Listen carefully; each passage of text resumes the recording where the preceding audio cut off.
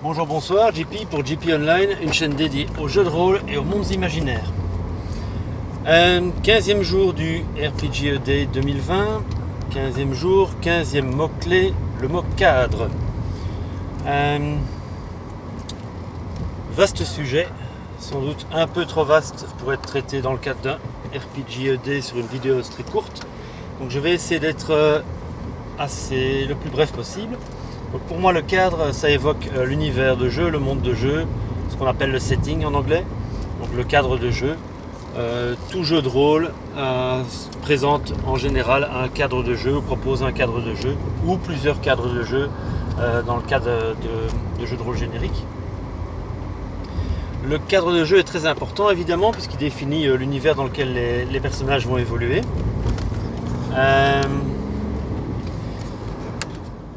Il peut être amené de différentes manières pour moi. Donc dans beaucoup de jeux en tout cas, le cadre est décrit dès le départ dans le livre de jeu.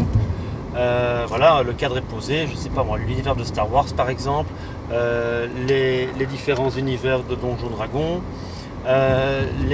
l'univers de Lovecraft avec son époque particulière dans l'appel de Cthulhu.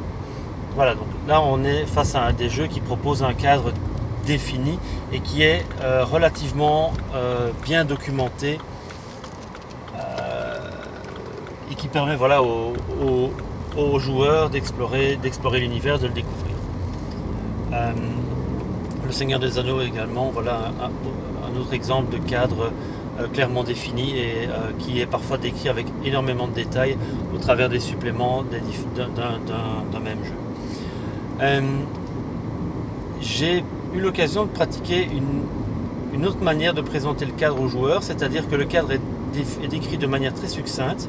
On a les grandes lignes, une esquisse, et la définition du cadre de manière plus précise est faite pendant par exemple une session 0 par les joueurs, joueuses et le meneur de jeu, la meneuse de jeu. Donc, partant d'une description très simple, l'exemple qui me vient le plus vite à l'esprit c'est Apocalypse World. On est dans un monde post-apocalyptique, mais le jeu ne propose pas nécessairement un cadre post-apo clairement défini. C'est aux joueurs, aux joueuses, avec le meneur de jeu, qui est appelé le maître de cérémonie dans ce type de jeu. C'est à eux de décrire de manière plus précise le cadre de jeu et d'amener des éléments qui vont pouvoir être utilisés après en partie. Et donc là on a un autre stade d'appropriation du cadre de jeu par les joueurs, par les joueuses. Pour autant, voilà, dans un cadre prédéfini comme, je sais pas, Star Wars,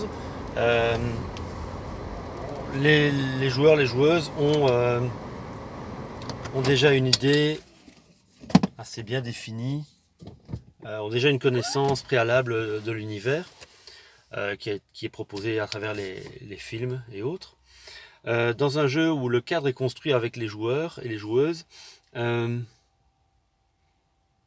voilà, c'est eux qui vont véritablement apporter la matière au jeu. Alors j'ai parlé d'une session 0, mais évidemment le cadre de jeu peut continuer à s'enrichir au fur et à mesure des parties avec des éléments apportés par les joueurs. Donc c'est vraiment encore une autre approche de ce que moi j'appellerais le cadre de jeu.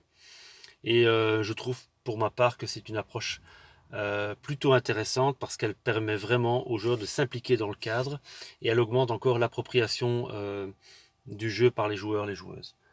Ouais.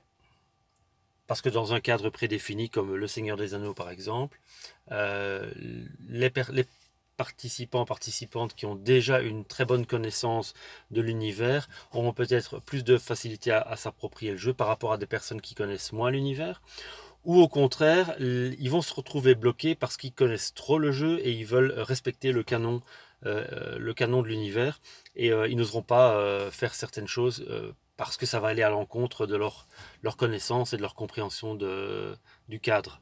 Alors que dans un cadre où les joueurs, les joueuses amènent des choses, ben voilà, on décide en commun que tel et tel et tel élément fait partie du cadre de jeu et ça permet de le faire évoluer de manière plus fluide et surtout de ne pas avoir de remords à casser des éléments du cadre en cours de partie. Voilà, c'était un peu ma réflexion sur le mot cadre qui pour moi représente l'univers, le monde, le setting de jeu dans lequel les personnages vont évoluer. Voilà. N'hésitez pas à laisser des commentaires en bas de la vidéo comme d'habitude et je vous souhaite une bonne journée, une bonne soirée ou une bonne nuit, où que vous soyez. Au revoir.